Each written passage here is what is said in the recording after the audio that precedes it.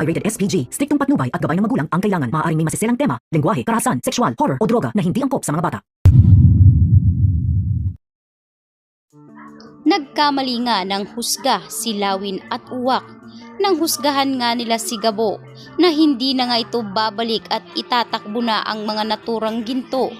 Kaya naman itong si Papsi at si Mang Tomas ay sinabi nga sa dalawa na wag muna nilang pangunahan, hayaan muna nila at hintay na lamang at siguradong babalik din si Gabo.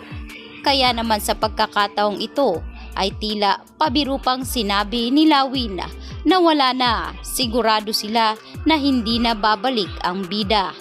Ngunit maya-maya pa ay bigla ngang gumuho itong si Gabo na parabang kabuti, dala-dala ang dalawang attache case na sinabi nga nitong si Tatang na naturang misyon na kailangang tapusin ni Gabo. Ibinigay ni Gabo ang dalawang attache case ng ginto, kompleto at wala ngang kulang.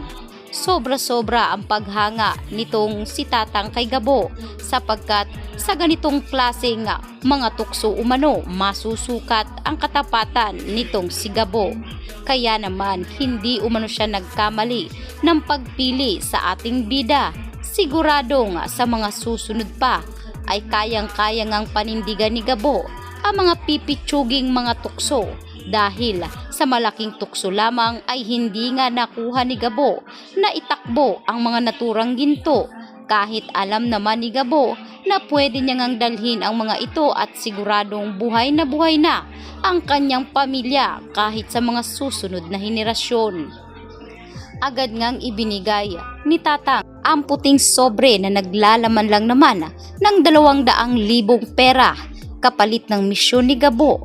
Kaya naman hindi na rin nagtagal pa ang ating bida dahil kailangan na umanong maoperahan ng kanyang amang si Rudy. Kaya sa pagkakataong ito ay mabilis pa sa 4:00 kung tahakin ni Gabo papuntang ospital at sabay-sabi sa mga doktor na maooperahan na ang kanyang ama. Kaya hindi rin naglaon ay agad na ngang isinagawa ang malalimang operasyon para kay Mang Rudy. Questionable naman para kay Aling Betchay kung saan kinuha ni Gabo ang mga naturang salapi sapagkat masyado umano itong malaki. Ngunit hindi na nagpaliwanag si Gabo at sinabing sa malinis na paraan niya ito ginawa.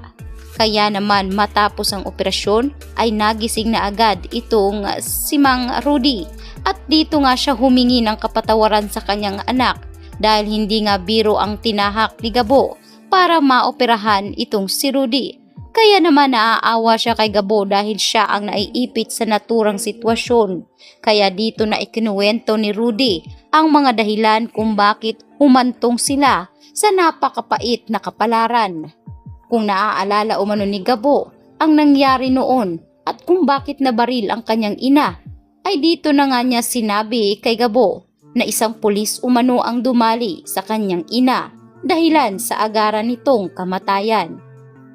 Kaya naman ang pulis ring ito ang nagbigay ng napaka mapait na kapalaran kay Rudy at kung bakit sila naghihirap ngayon. Dito na rin sinimulan ni Ruding ikwento na 3 umano silang minero noon at siya ang napagbintangan na nakakuha ng mga naturang ginto. Ang hindi alam ng kanyang kaibigang pulis na ang isa sa kanila ang trumaydor at itinakbo ang naturang ginto. Ngunit hanggang ngayon ay siya pa rin ang pinagbibintangan nito na nangloko umano sa kanya kaya galit na galit si Gabo.